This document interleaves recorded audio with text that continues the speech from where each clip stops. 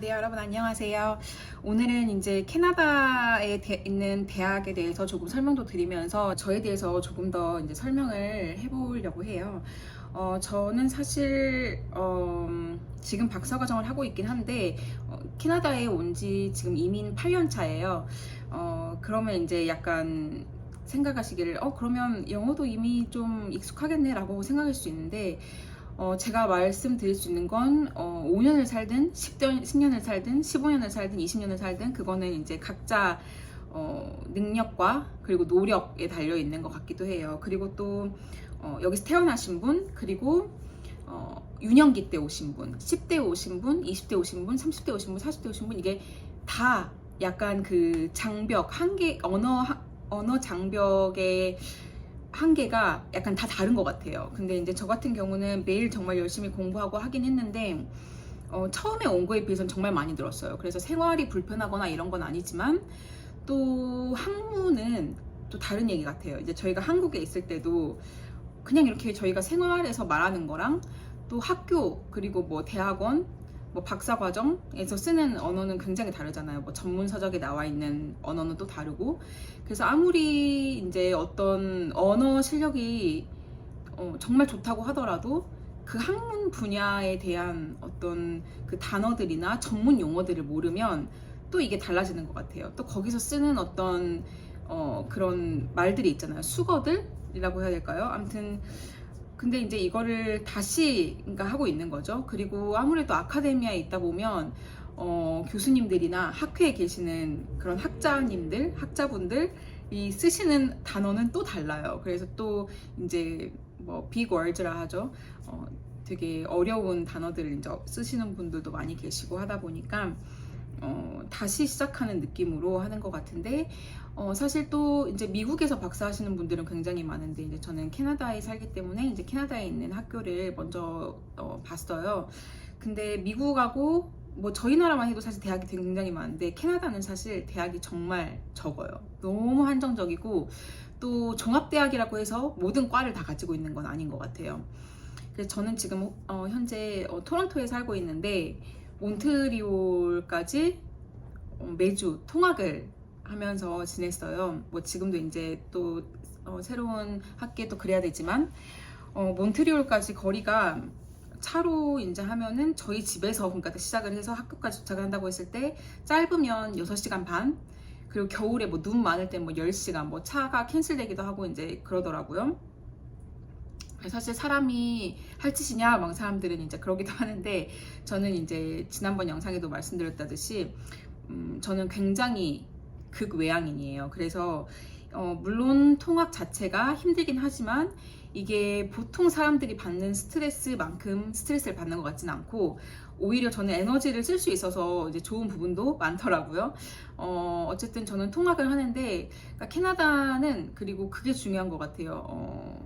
뭐 캐나다만이 아닐 것 같은데, 이제 박사과정을 하시는 분들이라면 내 지도교수, 그리고 내가 가고자 하는 학교가 내가 하고자 하는 연구하고 얼마나 관련이 있느냐. 그러니까 저 같은 경우는 이제 그렇게 해가지고 찾은 게 이제 몬트리올에 있는 학교였는데, 막상 가서 이제 지도교수님도 너무 좋으시고 한데 중간에 나는 이 연구에 관심이 없고 뭐 다른 거에 관심이 있는데 라고 생각을 했는데, 정작 그 연구를 할 수가 없는 거예요. 왜냐면 거기 전공 분야에 교수님이 안 계셔가지고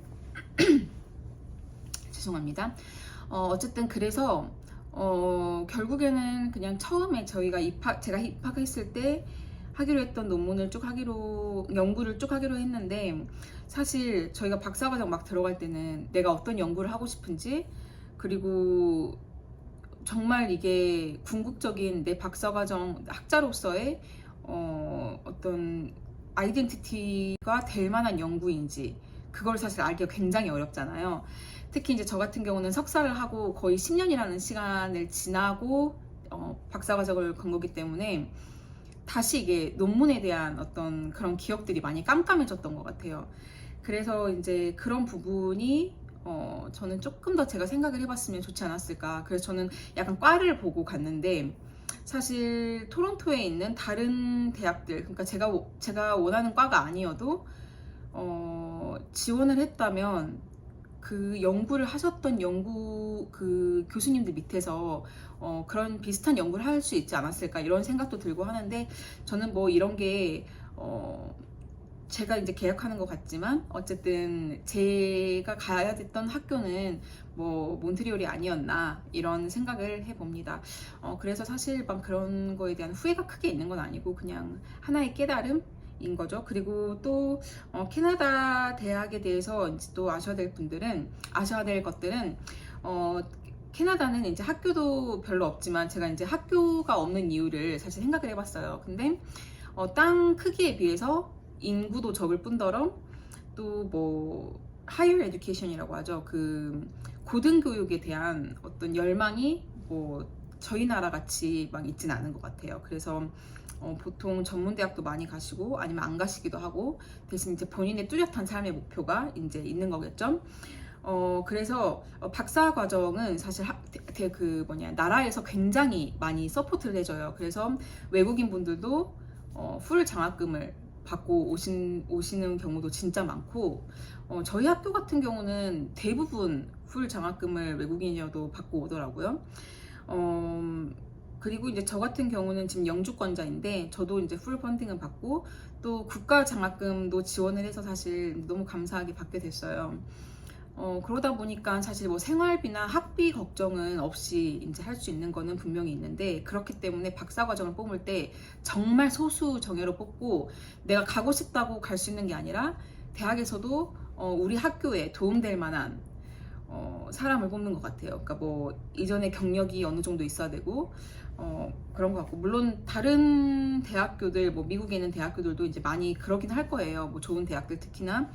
어쨌든 이제 그런 부분에서 저는 이제 캐나다에 있는 박사과정을 지원하실 때는 먼저 그 지도 교수님을 마음속에 좀 결정을 해놓고 잘 탐구를 해보고 메일을 한번 드려본 다음에, 나는 이런 사람이고 이런 커리어를 가지고 있고 이 과를 당신 밑에서 공부를 해보고 싶은데 내가 어떤 것들을 준비해야 될까요? 이런 것들을 이렇게 한번 보내보신다면, 저희 지도 교수님 같은 경우는 제가 학교를 시작하기 1년 전에 그러니까 연락을 드렸죠. 1년 전에 보통 이렇게 입학 지원서를 내기 때문에. 근데 정말 꼼꼼하게 도와주셨어요. 뭐 저희가 여기 대학에 대한 어떤 백그라운드가 없다 보니까 뭐 이런 것들을 자기소개서에 넣어야 되고, 연구 계획서에는 약간 이런 거를 넣으면 좋겠다, 약간 이런 거를 거의 1년 동안, 또 제가 이제 국가장학금 신청하는 것까지 뭐 지원서를 많이 도와주셨어요. 뭐 제가 뭐 학비를 대고 학교를 다닌 것도 아닌데. 그래서 지도 교수님을 어떤 분을 만나느냐가 또 엄청 큰 부분인 것 같습니다. 네, 여기까지 오늘 일단 캐나다 대학을 제가 어떻게 대학원을 입학하게 됐는지를 말하면서 사실 이것저것 얘기했는데, 뭐 한 분이라도 캐나다에 뭐 박사과정, 뭐 석사과정에 관심이 있으시면 이 영상이 도움됐기를 바랍니다. 감사합니다.